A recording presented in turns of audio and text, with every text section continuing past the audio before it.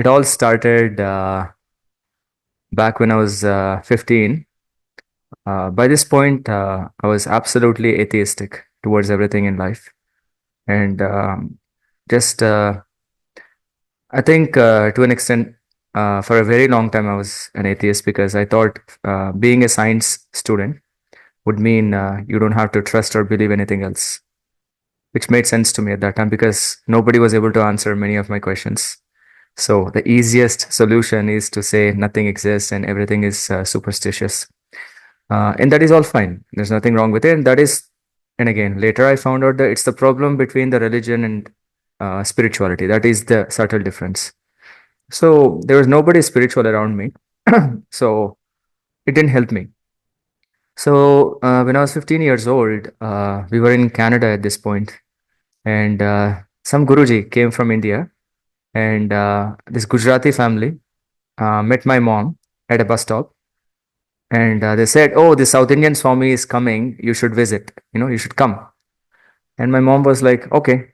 So it's been a few, like 3, 4 dry years for us in Canada. Like we did not get to do much. It was like us still settling in the new country at that time, or a couple of years by that point, I think, 2, 3 years. And my mom was genuinely excited. In those days, immigration was very low, and there were very few immigrants. So it's a very big deal that if you see somebody from outside, from your hometown or home country, it's a very big deal for them, for most of us. So we went, and as soon as we went, somebody told that Guruji that so this is the family I was talking about. They're from South India, because it was a Gujarati community, so they were like referring to us as coming from southern part of India. So these are the South Indian, these are people from South India, and they introduced us to somebody called Arkaji. And the reason I'm saying that it's all related, so please bear with me. The story is very much relevant today. So Arka means sun. Okay, his name, I don't even know his real name, but the moment he got enlightened, he became Arkaji. Okay, he got connected to sun, and he got enlightened in a different way. And anyway, he has the other multiple other sadhanas, and he's from Mysuru, so from Karnataka. And the moment he saw our family, he lost. He did not see anybody else. He immediately called us over, and even though he's from Karnataka, like he speaks Kannada only, but his mother tongue is Telugu. So he started to speak with my mother right away in Telugu. And he looked at both of us, like myself and my sister, and he told them at that time that uh, today you may be whatever you are, but eventually both of you, referring to myself and my sister, are going to be highly spiritual. So I think that was it. And I was like, this is stupid. So I left basically, and I was just outside, talking with some girls at this point, right? That's what it is. Whenever there's a union of community, and you always scope out for different your interests, basically whatever interests you.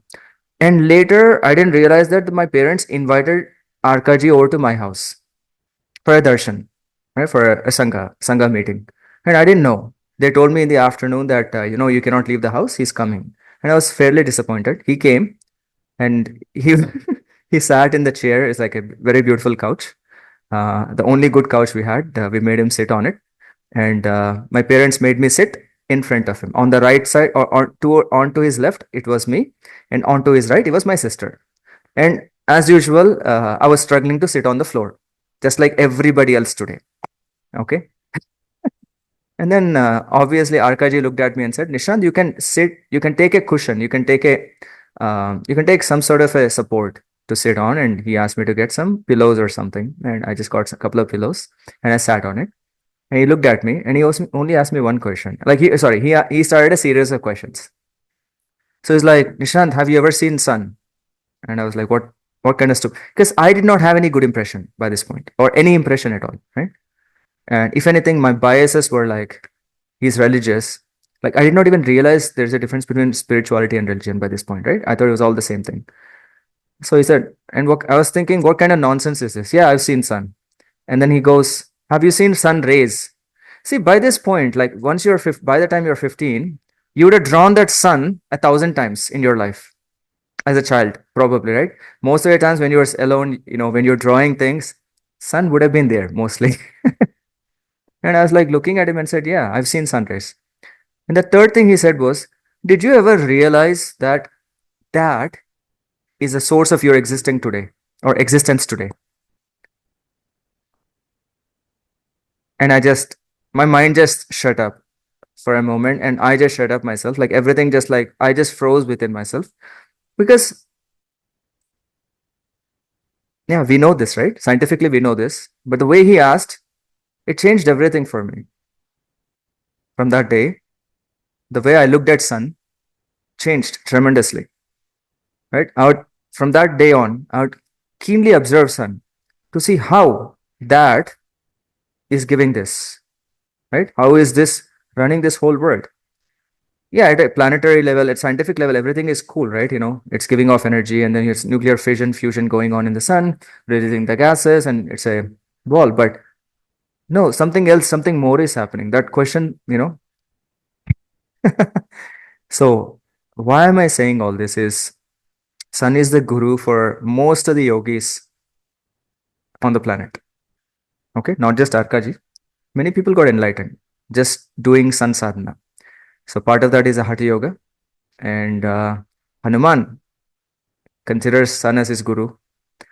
So one thing I highly recommend is if you could go over that audio one more time. If you have any questions, you can ask. But I don't want to put my own version here also because it just came. I did not frame it.